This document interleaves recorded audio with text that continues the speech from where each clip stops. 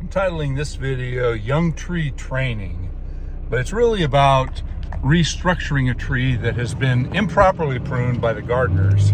The gardeners came along and they just shaped this tree where, in truth, the tree should have been left completely alone. So I'm going to talk about it in great detail. I hope you like this video. And as always, if you're not subscribed, please do so. Leave me comments. Ask me questions. I mean, I like to work on building this community. And if you do leave me a comment, why don't you put your name, or at least your first name at the end of it, so I know who I'm talking to, rather than just one of your handles. Today I'm working on a lot of little trees, and young tree training is something that's very, very important. This is a valley oak, a Quercus lobata, and it's a baby tree. They get huge, really, really big, and the clients know that. Unfortunately, the gardeners came in and went snip, snip, snip, snip, snip, and kind of chopped it all the way off from the top. And so now we've got a situation where the tree is evolving, but now you've got these masses of sprouts coming from what should have been a natural forming structure.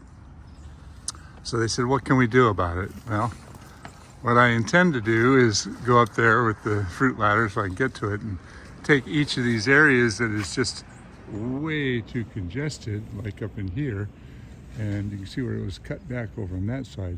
So I think I'll take off this one in the front and thin it out, and when I have two, I'm going to try and cut it down to 1 or 2 and try to re-establish somewhat of a structure. So the tree is going to look thinner, but pretty much the same when I'm done.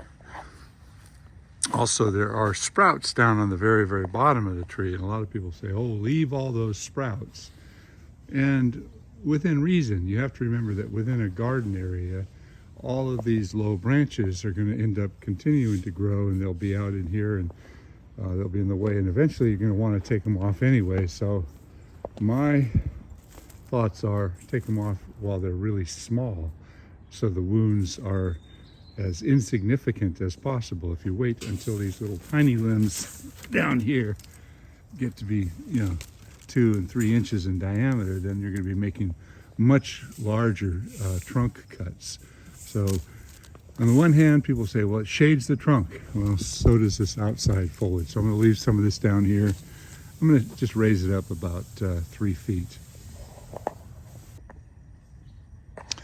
Now, mulch is a good thing, and I'm always talking, the positive benefits of mulch. One big however is that redwood bark mulch or other bark mulches are not as good as a mulch. And the reason being, I went to a conference a few years ago, and they talked about the pros and cons of using redwood mulch. The redwood bark, it lasts a long, long time and doesn't biodegrade as well as a lot of other mulches. So if you've got a choice of mulches, it's usually better to go with something that will actually get absorbed back into the soil. Now, this tree is about 6 or 7 inches across, and they purchased this as a large boxed tree. And quite often, when you have large box trees, you end up with girdled roots, because you have to remember that the boxed tree contained all these roots. So I'm going to cut this one girdling root. So what I've done is I've relieved the pressure, because this root will continue to get bigger.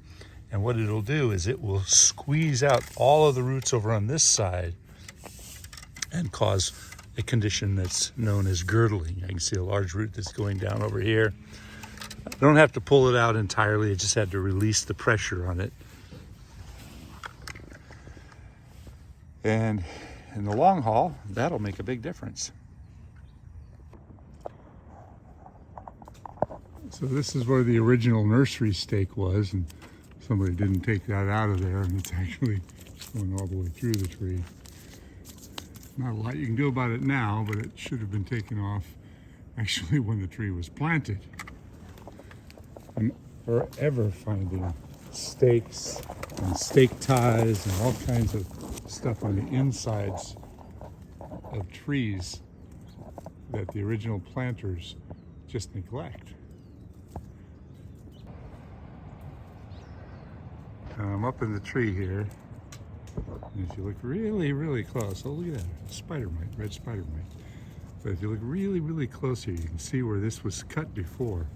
And now you've got a massive new growth coming off of this old cut. It's more of an explosion of growth. And there's a cut there, there's a cut up there, there's one over here. This one's been absorbed, and now you've got, multiples, 1, 2, 3, 4. So much weight is added directly because of the way this tree was sheared over.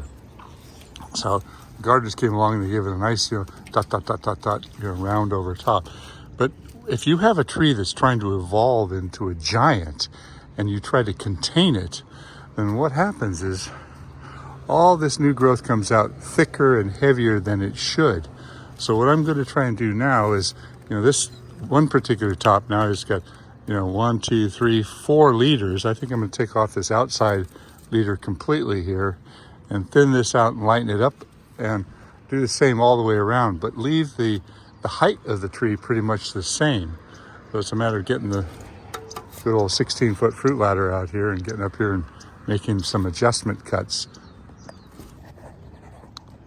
And here's what it looks like after I made those few adjustment cuts.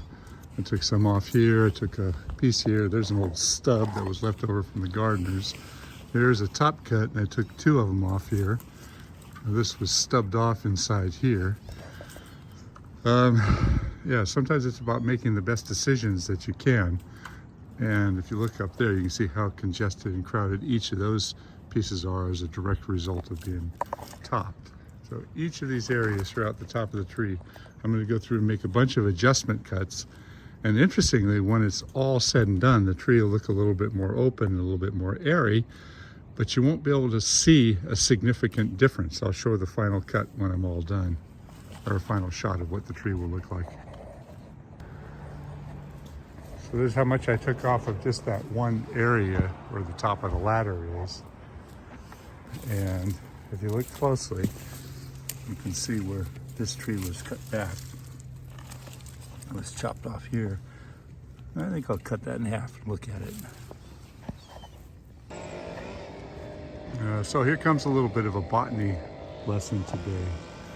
When you remove the terminal bud or the apical bud, that's the very end of the tree, what you're doing is you're converting the tree's ability to grow taller. It ends up growing wider.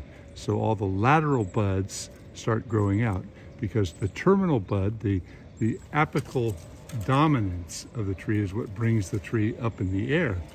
So by snipping it and shaping it, you're converting a tree basically into a bush. So it's kind of interesting. You can see where this wound was made. And that wasn't that long ago, just a couple of years ago. So now you've got this explosion of growth as a result of taking off that one outside bud. And it's like that throughout the whole tree. You see everywhere I look, there's a cut. Now it's got an explosion, there's a cut.